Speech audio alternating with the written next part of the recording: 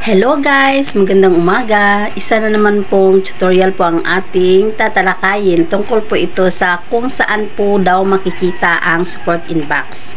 Yan po, may nagtanong po sa akin kung saan po makikita ang support inbox. So, sundan nyo lang po ang video na ito para malaman nyo kung saan kayo pupunta.